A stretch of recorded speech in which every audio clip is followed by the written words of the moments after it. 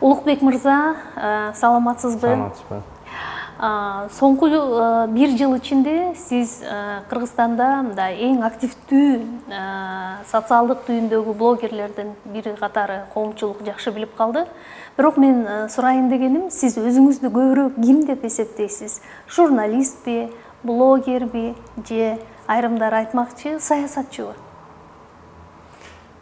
Биринчиден мен Кыргызстан жаранымын. Өзүмдү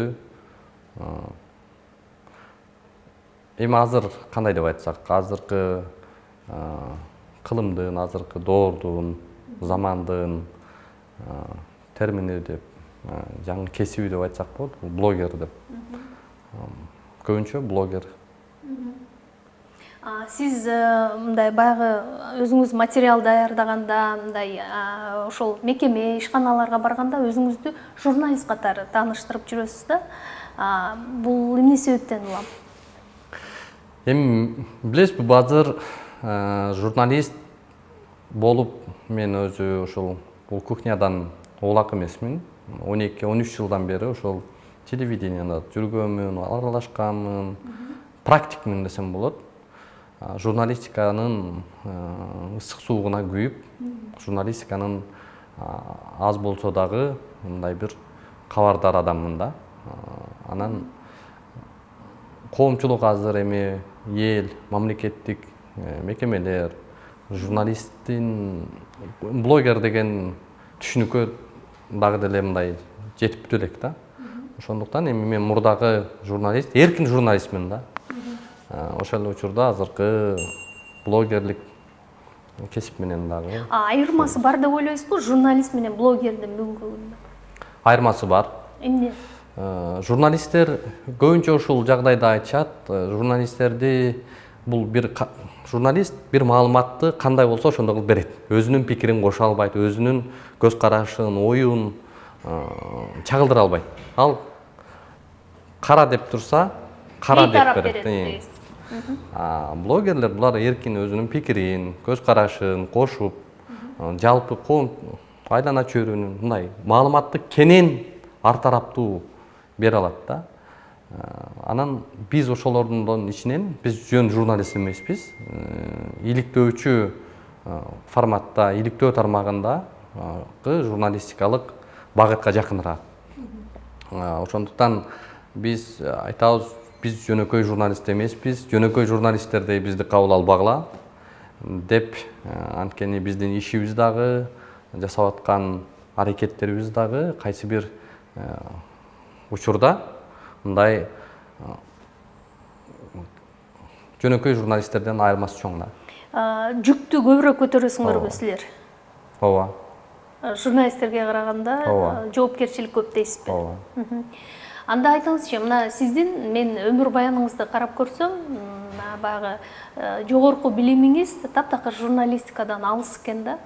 Анан кайрадан баягы журналистикага келип, эми болсо блогерлик катары өзүңүздү тааныштырып жатасыз. Эмне тагдыр болдубу же каалооңуз ушу журналистикага тартып туруп алдыбы? Негизинен мен мектепте окуп жүргөндө эле гуманитардык сабактарды жакшы окучумун. Анда кесипти тандоодо адашкан экенсиз? Кесип тандоодо бир аз жаңылыштык болду. Бирок мен өзүмдү ошол журналистикадан көргүм келген, журналистикага абдан апамдын дагы бир кыялы болчу да, журналист болуу. Анан ошол апам дагы мага көп мындай жакшы ушул мугалим ата энем. Ушул кыргыз тарыхы, маданияты, ушул гуманитардык жагдайда мындай сиңирилип чоңойгонмун да. Анан балким ошол жагы болду, бирок эми мен экономика тармагында аристикти аяктагам. Бул жагы дагы мага мындай ашыкча болгон жок. Себеби мындай өзгөчө азыркы ишибизде бул абдан пайдасы тийип атат. Экономикалык биздин багыттагы жагдайлар мындай жакын көрүнөт. Эми жалпысынан кандай десек, эми ар тарабынан эле мындай журналистикада жүргөндө баарынан сен терең болбосо дагы аз-аздан билишиң керек да. Мектепти, андан кийин жогорку окуу жайын кандай окудуңуз? Чыныңызды айтыңызчы. Чынын айтсам, мен мектепти кыйратып окуган жокмун. Чынын айтыш керек, мен алыстан келгем, катаал шартта, Чоң Алай районунда. Анан кандай мугалим кандай экендигин мен университетте мындай көзүм ачылды да. Абдан жакшы окудум университетте. Ошол 3-курска чейин аябай катуу тырышып окудум. Андан кийин 3-курстан баштап ошо журналистика тармагына убакыт бөлүп, ошол жака фокус коюп баштагандым да. Ошондой. Сиз журналистикага аралашканыңызга 10 жылдан ашуун убакыт болуп калса дагы, сиздин ысымыңыз Улукбек Карыбек уулу деген ысым бул соңку 1 жыл ичинде мындай блогер катары тааныла баштады. Анан буга эмне түрткү болду деп ойлойсуз? Сиздин бир саясий айдыңда өзүңүздү парламентте көргүңүз келгендиктин бир өбөлгөсү тийдиби? Журналистикада жүрүп мен саясат, эми ачык айтканда журналистика бул өзү саясат да. Журналисттер саясатчы чынын айтканда. Көбү жашы мындай айтпашы мүмкүн, бирок чындыгында саясий багытта иш алып барат баарысы. Анан эми биз өзүм бул турмуштун ар бир билимдүү, өзүнүн ушул тармагында адистер, жогорку билимдүү адамдар, булар ким болбосун мамлекеттик башкарууга, мамлекеттик системага өзүнүн салымын кошуш керек. Ошол багыттан алып караганда мен дагы оолак эмесмин да. Мен да оюм бар. Мен дагы ушул кайсы бир деңгээлде мамлекетибизге салым кылсак, мамлекетибизге бир пайдабыз тийсе деген тараптагы. Азыр сиз өзүңүздү кандайдыр бир деңгээлде саясатчымын деп эсептейт экенсиз да, э? Эми азыр чынын айтканда мен саясат менен алек эмесмин. Саясатка мен саясий кайсы бир группировка же кайсы бир партия, кайсы бир саясатчынын этегин кармап иш алып барбай элебиз. Биз азыр коомдогу социалдык көйгөйлөрдү, ошол коомдун ичиндеги жаралып аткан акыбалды өз көзүбүз менен, өз мындай бир акыбалыбыз менен түшүнүп, жагдайды мониторить этип жүрөбүз да. Ошону менен бирге коомчулукка, адамдарга пайдабыз тийгизип атабыз. 2020 жылы, эгер мен жаңылбасам, сиз парламенттик шайлоого Ыйман Нуру партиясы аркылуу катыштыңыз эле. Кийин Эл үмүтү партиясы аркылуу дагы өз күчүңүздү сынап көрдүңүз. Айтыңызчы, анан блогер катары таанылышыңыз ошол парламенттик шайлоолордон кийин өзгөчө атыңыз чыга баштады. Демек, саясатка келүүнүн бир жолу катары сиз ушу популярдуулукка жетүү менен гана ачыларын түшүнгөндөн кийин пайда болдубу? Эми жеке менин оюмда бул медиада жүрүп, медиа тармагында баштан эле ошо журналистикага келгенден бери эле болот бул нерсе. Анан эми саясатка, мисалы, кайсы бир партияга же кайсы бир жогоруда белгилеп өттүм, топко биз азыр бирөөсүнө дагы көз каранды же муктаж эмеспиз. Анткени өзүңүз жакшы билесиз, бул көз карандылыктын мындай бир кандай десек эми позициянын жоголгондугу бул көз карандылыктан болот да. Ошон үчүн биз азыр эч бир багытта кайсы бир топко эмес, өзүбүздүн командабыз менен максатыбыз бар. Коомчулукка, элибизге, мамлекетибизге салымыбызды кошобуз деп. Бирок сиздин түпкү максатыңыз саясатка аралашуу да, туурабы? Кайсы бир деңгээлде ооба. Келген, буга чейин болгон, туурабы? Ооба. Болгондугун мен ушул сиздин парламенттик шайлоолорго катышып жаткандыгыңыздан улам айтып жатам. Келечекте деле парламенттик шайлоого келүү оюңузда барбы анда? Мен жогоруда айттым да. Билими бар. Мындай бир коомчулукта аң сезими жетишкен адам бул сөзсүз түрдө өзүнүн салымын кошушу керек. Ким болбосун, ал журналист, ал блогер, ал экономист же мугалим. ким болбосун ал кошуш керек. Ал кайдыгер эмес адам болот да. Ошол эле максатта мен ошондой максаттамын. То есть мен эртедир кечтир саясатка барабыз. Саясатка барабыз. Бирок учурда биз саясат менен алек эмеспиз. Биз мониторинг этип бүгүн коомдо кайсы мыйзамдар керек коомго. Бул мамлекеттин күчү, мамлекеттин өсүп өнүккөнүн биз бир көрсөткүч менен караганда бул мыйзам менен гана тартип өнүгүү болот да. Мыйзамдуулук болгондо гана, мыйзамдуулук жашаган жерде өнүгүү болот. Мына ушул маанайда биз азыр көрүп атабыз, анализ жүргүзүп атабыз, мониторинг этип атабыз. Биздин элге кайсы мыйзамдар керек? Биздин элге кайсы мыйзамдар тескери иштеп атат? Биз ичинен карап, анализдеп, баалап күрөшүп атабыз. Макул, анда сиз келечекте кийинки парламенттик шайлоолорго азыртан даярдык көрүп, иш жасап жатасыздар деп айтсак болот, туурабы? Эми келечекте качан мен мисалы азыр менин мына кече жогорку кеңешке бир ваканттык орун бошоду, мисалы могу Ленин району боюнча. Анан коомчулуктагы түрткүлөп бизде ошол жака бар сунуштар болду, катталуучуларыбыз, ошо күйөрмандарыбыз бир топ мындай бир сунуштарды берди да. Чынын айтканда мен азыр толук түрдө ишенем жогорку кеңешке барууга, жана ошол жерден бийлик бутагына илешип мандат алып калуума мен толук бөркүмдөй ишенип турам. Себеби демек өтөрүңүзгө ишенесиз. Өтөрүбүзгө ишенип турам. Анан бирок менин азыркы учурдагы жан дүйнөм, адамдык мындай бир ички туюмум, анан деги эле мындай өзүмдүн интуициям мындай каалабады. Ошол эле учурда ал жерге көрүп атабыз бүгүнкү күндө 90% адам бийликке бүгүнкүдөй эптеп өзүнүн кызыкчылыгын ишке ашырыш керек. Ошол жерде өз кызыкчылыгы үчүн жандал бастап аракет кылыш керек деген максатты коюп калган да.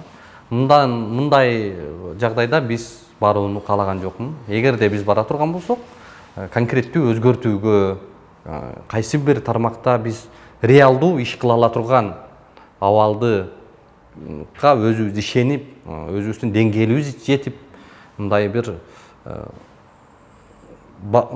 бышкан учурда гана да.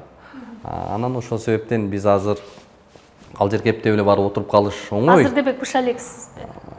Эми кайсы бир деңгээлде биз даярданып атабыз да.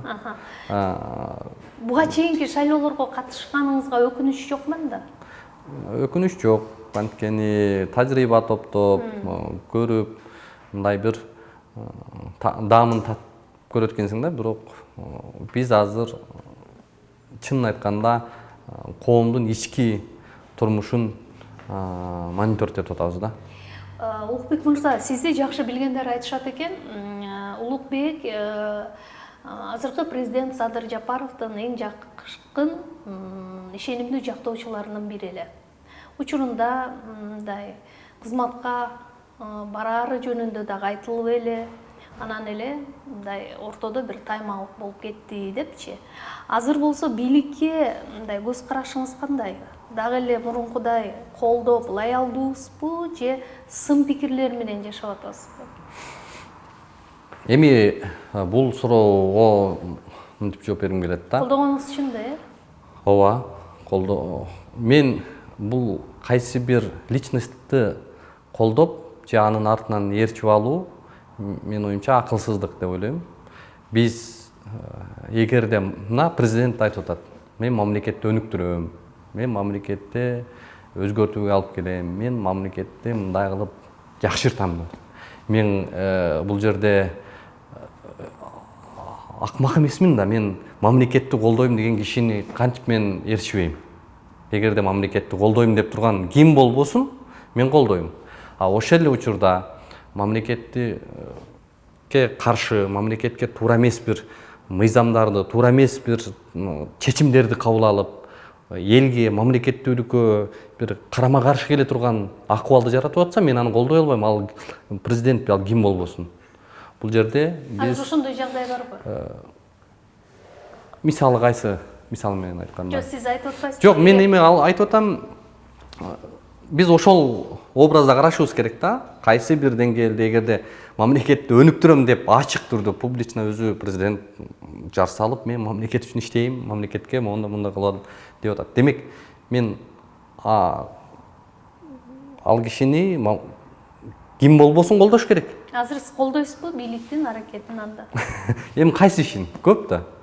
Эми азыркы президенттин тактап айтканда жасап аткан кадамдарын колдойсузбу? Ошол эле социалдык абалга, экономика, негизи Эми билесизби, мындай да, мен кайсы бир нерсеге мындай сырттан бүтүм чыгарып томчуп коюуну каалабайм да. Мен деталдуу түрдө, мен ушул нерсени үйрөндүм. Ар бир нерсеге деталдуу маани берип, анализдеп, терең анализдеп, анан чечим кылганды.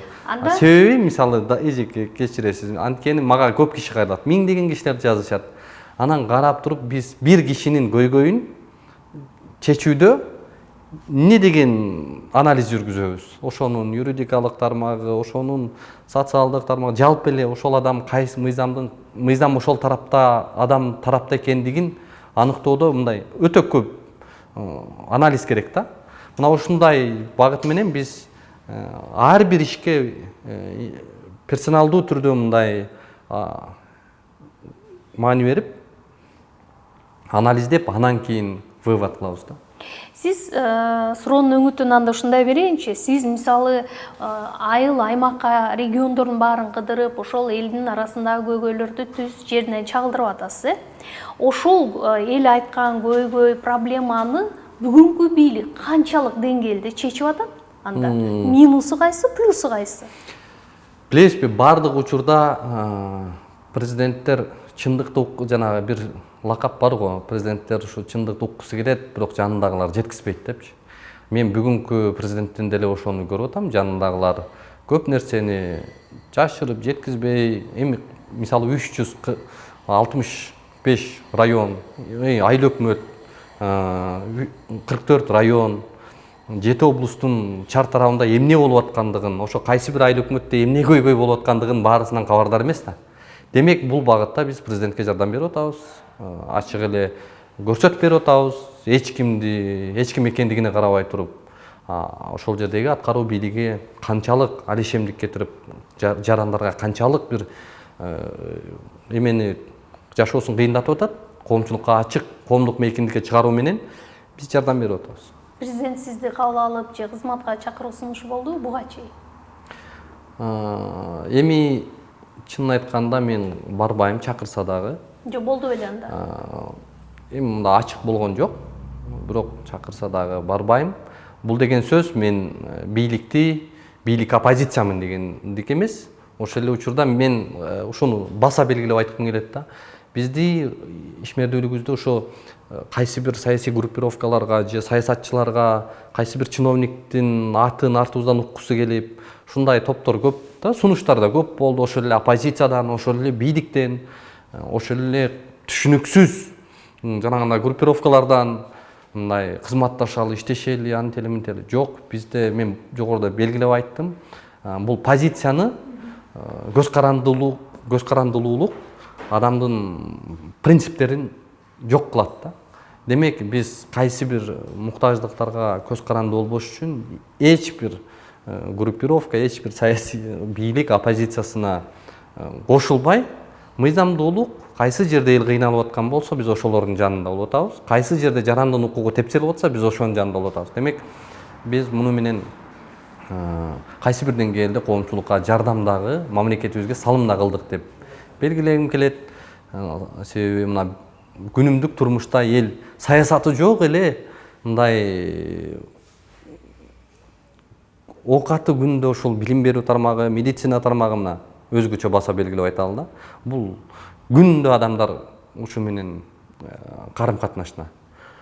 Жарандар өздөрүнүн укуктарын үйрөнүп, жарандар өздөрүнүн кандай укугу кайсы жерден бүтөт, кайсы жерге чейин укугу бар экендигин билүү, бул абдан чоң салым десек болот. Себеби мына больницаларга барганда, ошол эле төрөтканадагы биздин келин кыздарыбыз мисалы канчалаган чөнтөгүнөн акчасын алдырып келди да.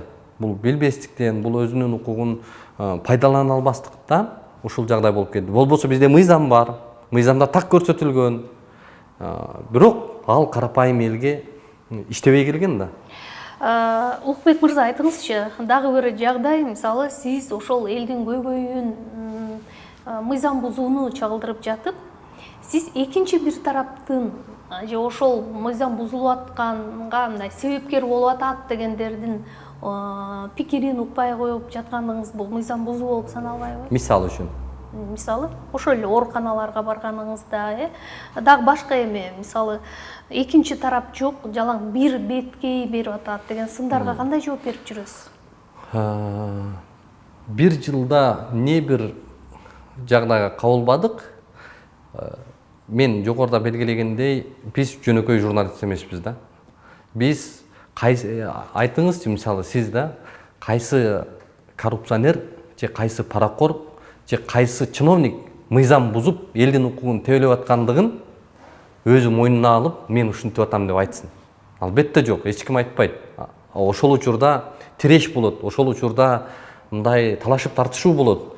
Бирок сиз угууга да аракет кылып көрдүңүз. Биз айтып атам, ар бир темада терең анализдейбиз. Болбосо эчак бизди соттоп, эчак бизди эмне гана кылып коюшпайт эле. Кимдер гана биздин үстүбүздөн арыз жазды, кимдер гана юристтер менен кеңешти. Ошол эле медиктерде профсоюздары канча аракет кылды. Бирок биз мыйзам бузбагандыгыбызды, биз кайсы жерде кандай укукту талап кылардыгыбызды так анык иликтеп, териштирип, анан бир теманы көтөрөбүз да. Ошондуктан мен ойлойм, бул багытта бизге кайсы мыйзамды бузуп аткан болсок, ошол мыйзамдын ссылкасын жиберсин же ошол мыйзамды айтып берсин бизге. Демек биз аткаралы.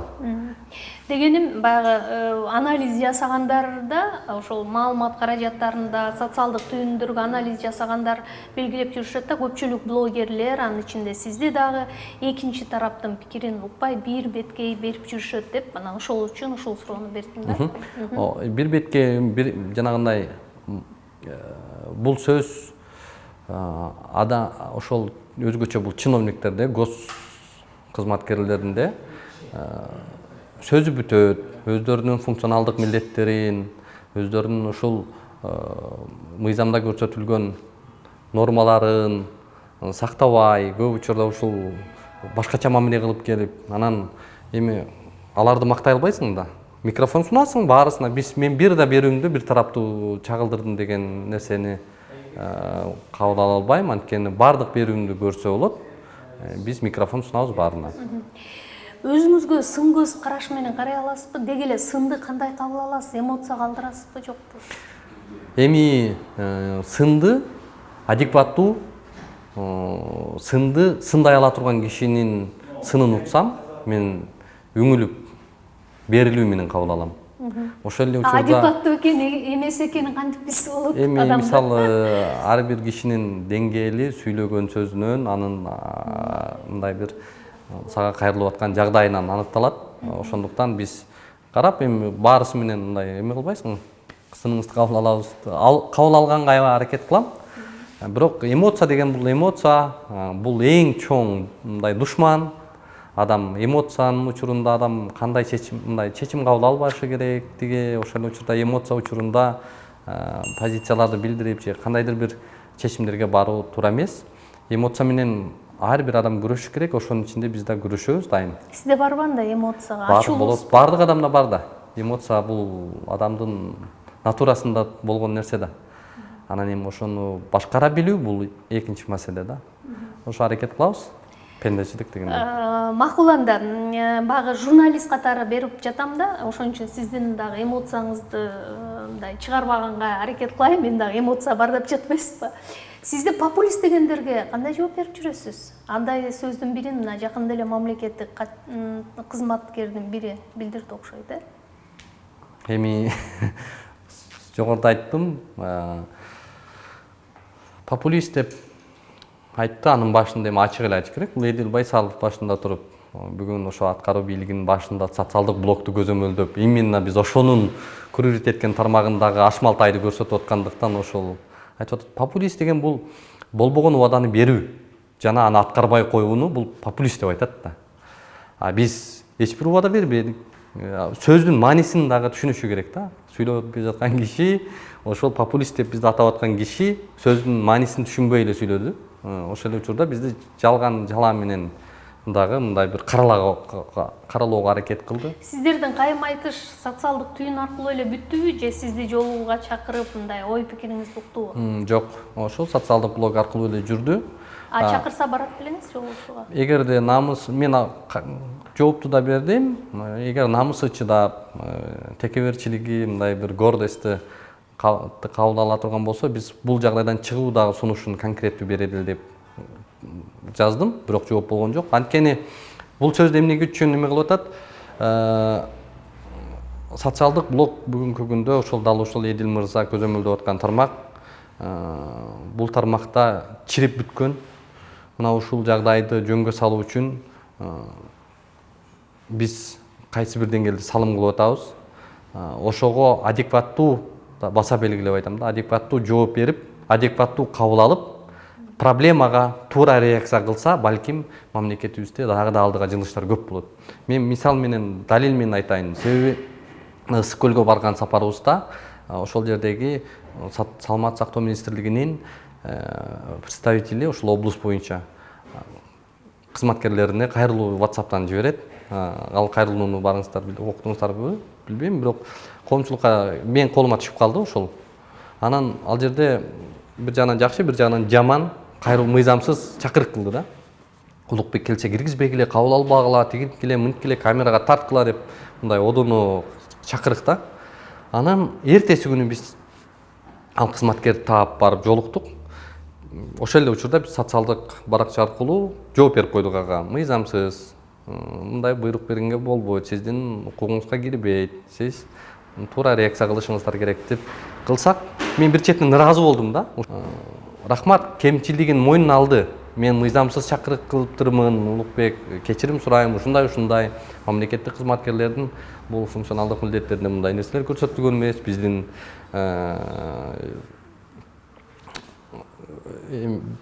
биздин ыйгарым укукка кирбейт депчи.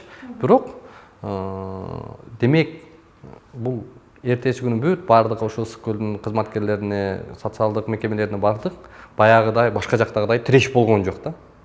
Жакшынакай баардык маалыматты алдык, кайттык. Улукбек мырза, айтыңызчы, убагында азыр парламентте отурган Эрулан Көкүлов мырза дагы Несахар деген берүү аркылуу өзүнүн популярдуулугуна жетишип, ана парламентке келишине ал дагы түздөн түз таасирин тийгизген да. Ошол Несахар сиздин ошо блогерликке таштаган кадамыңызга таасир тийгизди, үлгү болдубу? Эми чынын айтыш керек, ал жигиттердин дагы ошол долбоор аркылуу, социалдык долбоор аркылуу ат көтөргүс салымы бар. Муну биз жаман көрөбүзбү, жакшы көрөбүзбү, бирок бүгүн пайдасы тийди көп коомчулукка. Азыр санэпидемнадзордон коркпойт, азыр Несахардан коркот. Демек бизде бул система, ошол санэпидемнадзор системасы чирип калган, болбой калган. Ошондон пайда болгон долбоор да, бул пайдасы тийип атат. Эми Эрулан мырзанын өзүнө кайтып келе турган болсок, ал Эрулан мырза жогорку кеңешке барды, чоң элдин ишеними менен барды. Бирок эми ошону актап иштеши керек. Ошол санэпидемнадзордун системасы, ошол чирип калган коррупцияны эми жогору жактан кайсы мыйзамдар керек, кайсы мыйзамдарды биз алышыбыз керек, кайсы мыйзамдар туура эмес экен, кайсы мыйзамдар ошол санэпидемстанция боюнча мониторинг этип, анан өкмөттүн аткаруу бийлигине конкреттүү талаптар менен мыйзам долбоорлорун сунуштап өткөзүп иш алып барыш керек. Адатта журналистикага келгенде жашыраак кезде биз баарыбыз бирөөлөрдү туураганга аракет кылабыз да. Түздөн түз Несахар же болбосо Көкүловго сизге үлгү болдубу? Анткени сиз андан кийин чыга баштадыңыз да. Мен чын айтканда ал туруу менен алек эмесмин. Үлгү да болуп берген жок, эч. Жок, биз таасирленген жоксузбу ал кишиге? Анткени сиз Чын айтсам, кийин мен чыгара азыр баштадыңыз да. мен не сахарды мурда көрчүмүн, бирок азыр көрбөйм деле да, мисалы. Эми азыр көрбөйсүз, мурда көрчүсүз, бирок И башында көрчүмүн. Анан азыр эми ал жанагындай жок, ал анткени ал бир гана профилде кетет да, өзүнүн гана ошо тамак аш багытындагы долбоор да. А биз эми жалпы социалдык.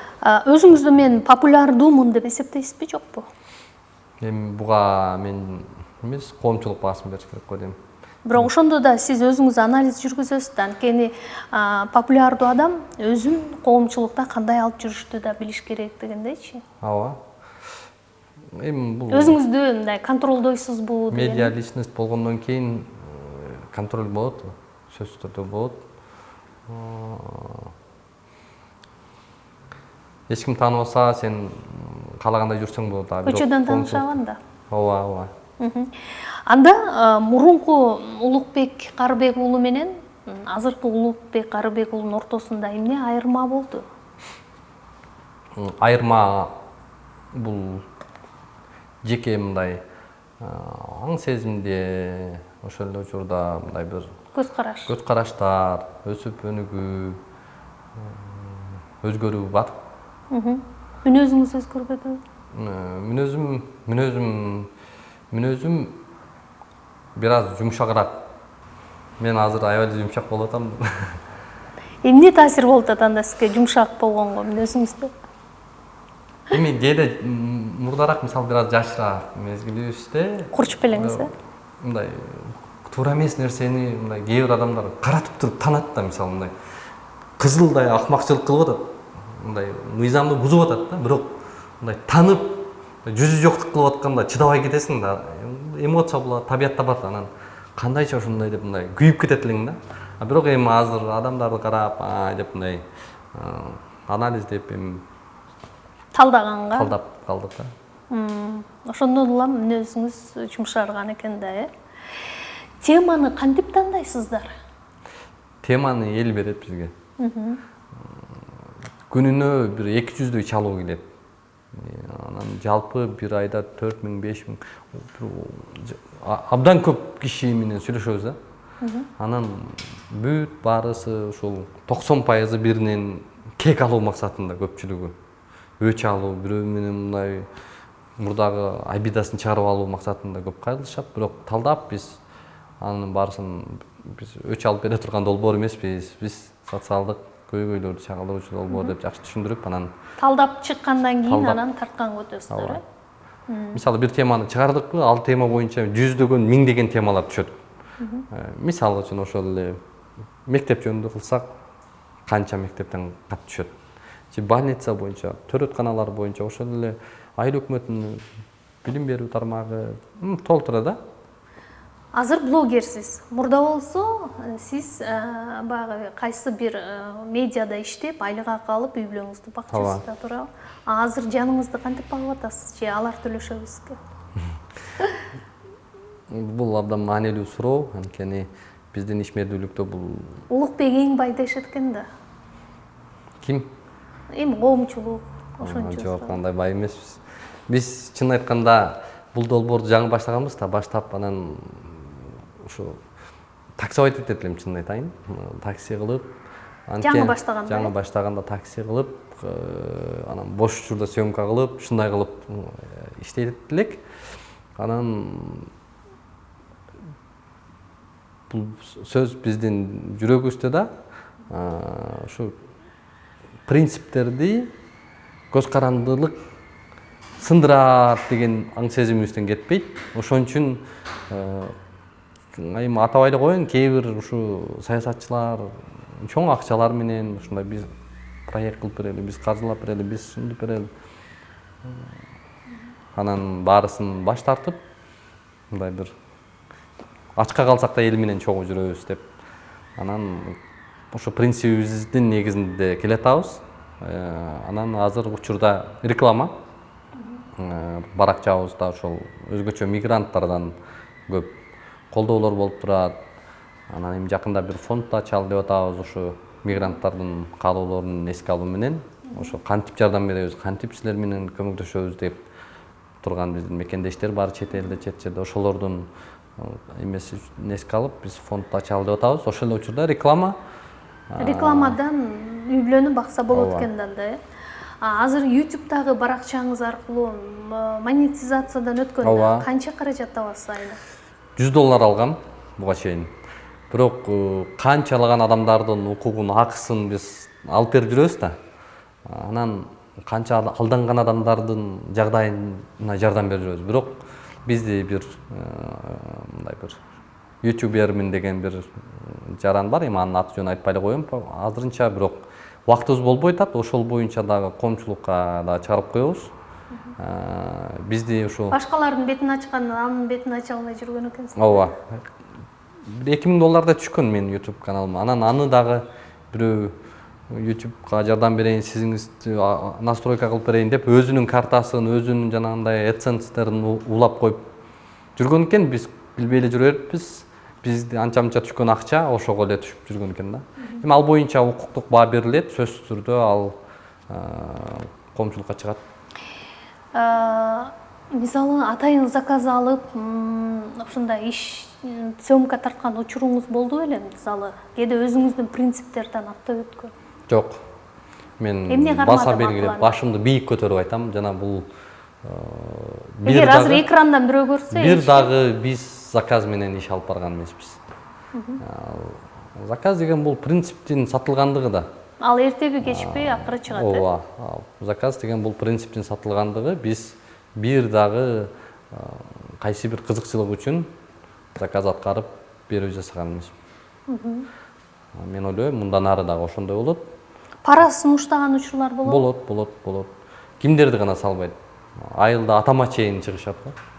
Бир берүүлөр чыгарда, мисалы үчүн өзгөчө ошол медицина тармагында кайсы бир тармактагы өтө чоң жанагындай жагдайларды чыгарганда, эң бай сиз айткандай блогер же журналист болмокмун. Эгерде мен ошол принциптеримди сатып, ошондой кайсы бир акчага кызыгып иш алып барганымда. Ошондуктан биз бир дагы Ошол принциптен мындай чыкпай кармап туруш үчүн адамбыз да барбызчы. Сизди эмне кармайт анда макул? бизде эми ачык. Мисалы, сиз жашсыз азыр. Ооба. Мисалы, сизге дагы көп каражат керек. Сиз мындай жакшы, мындан дагы жакшы жашоону каалайсыз, чет өлкөгө салгыңыз келет деген сыяктуу нерселер бар да, барбызчы. Напсини кармай турган нерсе эмне экен? Биздин мен натурам, эгерде мен бир жолу ушундай сатылсам, анда мен өзүмдү өмүр бою кечирбейт элем. Мен бул тармакта мен өзүмдү көрбөйт элем. Журналистикада жүргүм келбейт да. Мына ошол биринчилерден болуп айталы, ошо кооперативтерди чыгарганда эмне деген акчаны сунушташкан, 2 комнаталуу үйдү же кааласаң ошол акчасына деп келгендер болгон, жакын кишилер аркылуу. Бирок мен жок деп принципиалдуу түрдө чыгаргам. Ошону чыгаруу менен мына кооперативтерде 100 000 деген адамдарды биз сактап калдык. Бир 10 000 адам жапа чегиши мүмкүн алып алгандар. Бирок келечектеги кирип кете турган адамдарга биз рисктерди көрсөтүп койдук. Моундай болуп калышы мүмкүн, биз абайлагыла деп көрсөттүк. Айтканыбыздай болду. Баарысы камалды. Баарысы алдады. Биз көпчүлүккө эме кылып койдук, мындай бир салым кылып койдук. Ошол эле учурда мына Vega компаниясынын жөнүндө дагы 3 буттуу камералар жөнүндө каккылап жүрүп, депутаттарга чейин барып талап кылып атып, мына жакшынакай белгилерди койгула, ошол турган жериңерге акча төлөгүлө, ошол жерде шора компаниялары, кичинекей шора компаниясы акча төлөп атат. Эмне үчүн силер ошол турган жериңерге акча төлөбөйсүңөр? Шаардын казынасына, айыл өкмөттүн казынасына, жергиликтүү бийликке деп талап кылдык. Командаңызда канча киши бар? Негизги мындай генератор ким? Үчөөбүз эле. Үчөөңөр эле. Мотор, генератор ким? Сизби? Жалпыбыз баарыбыз үчөөбүз тең мындай. Анан биздин командада бир дагы мындай эски чиновник саясатчылардан эмес, мындай өзүбүз таза эч бир бийликке барбаган жарандар биригип иштеп атабыз. Кудайга шүгүр, эми жакшы проектлерди кылып атабыз. Алдыда дагы ушул именно ушул медиа тармагында, журналистика тармагында жакшы долбоорлор даярдап атабыз. Буюрса алар дагы Сыр болбосо ушул эле блогерликти өнүктүрөсүзбү же дагы башка бул контент тармак берүү калбайт, план барбы? бул тармак калбайт, бирок ошондой эле мындай ток шоулорду пландап атабыз. Эми дагы мезгили келгенде чыгарабыз. Ушундай Да, өз алдыңызча маалымат каражатын ачуу ою жокпу? Бир медиа иштетүү боюнчачы? жок, азыр андай жок. Ушул өзүбүздүн эле кылып аткан ишибиз. Анткени коомчулук азыр кимди көрөрүн, кимди тандаарына заман өзү иргеп койбоду. Мисалы үчүн, кимди кааласа көрөт, издеп жүрүп көрөт. Ким керек болсо ошону көрөт да. Ошон үчүн биз ойлоп атабыз, азыр коомчулукка керектүү, коом сурап аткан нерсени биз берип атабыз. Коом талап кылып аткан нерсени көрсөтүп атабыз. Бул коомчулукка пайдасын берип атат. Коомчулуктун аң сезимин өнүгүшүнө биз салым кылып атабыз. Илгери мисалы үчүн баарысы китептен маалымат алса, бүгүн аудиодон, видеодон мындай бир кат сабатын, билим деңгээлин өстүрүп атат да. Мен абдан ыраазы болдум. Кече жакында Жалал-Абадка бардык да, ошол жерде бир жыйын болуп калды Алабукада. Барсак губернатор да барып калыптыр. Анан эл менен жолугушуусу бар экен. Анан баш баксак эл турат, жолугушуу болот. Ошол жерде 70% биздин суроолор да. Биз көтөргөн көйгөйлөрдү мамлекеттик органдардан талап кылып атышат. Эмне үчүн мындай? Эмне үчүн бул бекер турбайбы? Эмнеге силер көзөмөлдөп атасыңар? Деп эл өзү сурап атат да.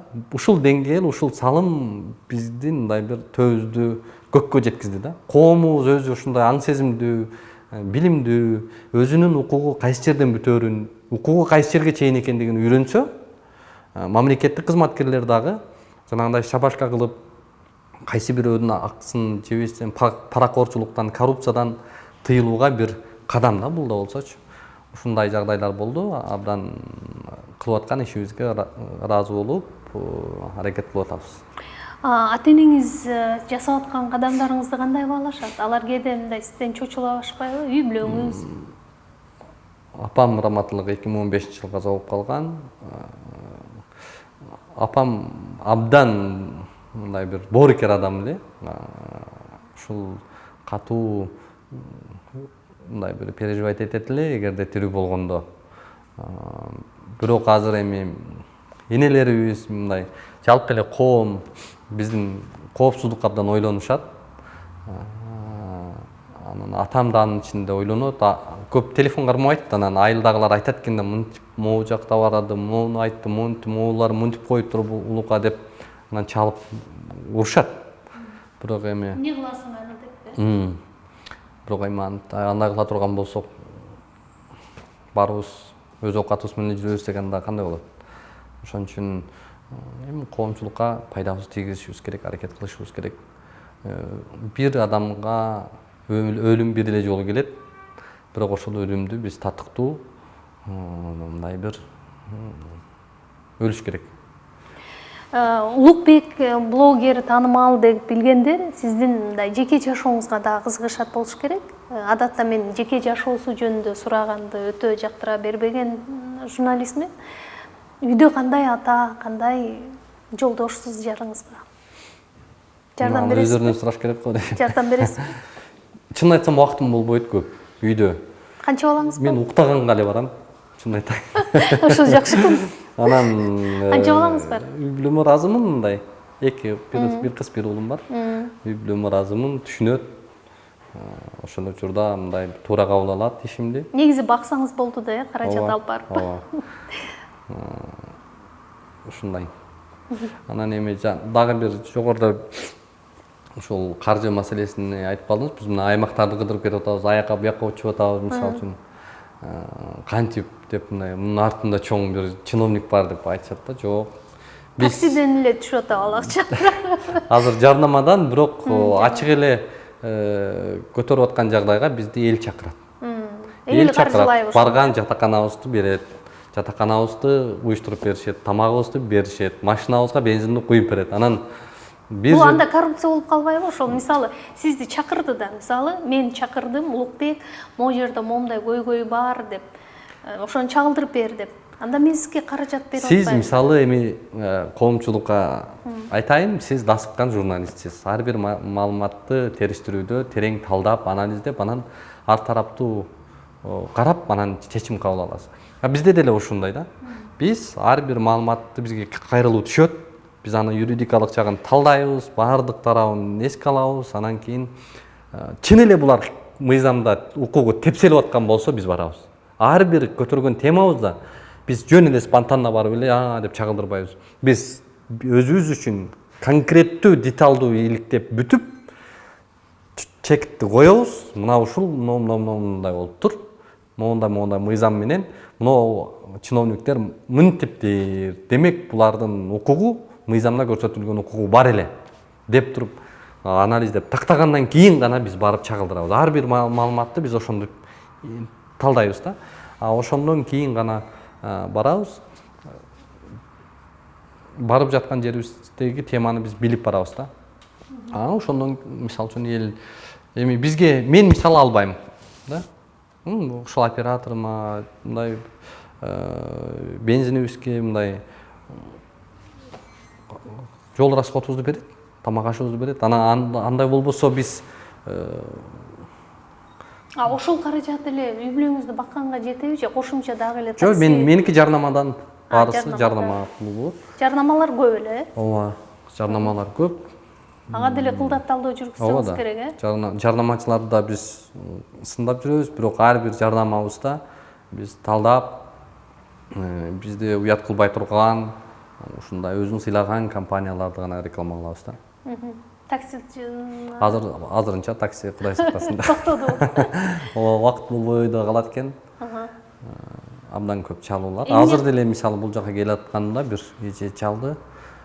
Фучка больницасында карабай атыптыр. Өлүм алдында жатат дейт да. Ушуга келип бериңизчи деп мындай эме кылып атат. Карасак чын эле мамлекет тараптан бекер дарыланышы керек. Анткени жана сахар менен ооругандарга өзүңүз билесиз, көп жеңилдиктерди мамлекет тараптан берилген, дарылары, дармектери. Бирок ошо бекер болгон үчүн аны итке мамиле кылгандай кылып атат деп атат да. Распы? Ооба. Кантип эс аласыз? Эмне бош убактыңыз болгондо эмне кылганды жакшы көрөсүз? Бош убактыбызда эми мен спорт абдан жагып атат. Көп жүрчү эмесмин. Ошол спорт залга барып, өзүнчө атмосфера сонун, фитнеске барып, чуркап, тердеп, мындай стрессти чыгарып, абдан мындай процесс жагып атат да. Анан бош убактымда барам. Азырынча ушундай. Өзүңүздү боорукер адамдын катарына кошосузбу, жокпу? Боорукермин. Бирок элди аябай, элди ушундай эзген адамды мен аягым келбейт да. Ошол принципте мындай элди аябаган адамды аябаш керек. Ал адамды жесткий чара көрүш керек ага. Кошумча ошо журналистикабы же блогерликпи же дагы ушул жеке азыркы жасап аткан жумушуңузга байланыштуу кошумча билим алсам дагы же билимимди дагы тереңдетсем деген ой барбы, жокпу? Төрөлгөндөн өлгөнгө чейин адам үчүн билим керек. Мен теория эмес, учурда практика менен көбүрөөк аракет кылып атам. Теориялык дагы билим алалы деп максаттарым бар. Бирок мен жогоруда баса белгилеп айттым, мониторить этип атабыз. Практикалык жагдайларды үйрөнүп атам да. Ошол госуправлениядагы ирип калган тарап, ирип калган система, ирип калган жагдайларды аныктап, ушул багытта бүгүн билимибизге билим, билимибизге илим кошуп атабыз. Ийгилик каалайм анда. Чоң рахмат, сизге да ден соолуктук болуңуз.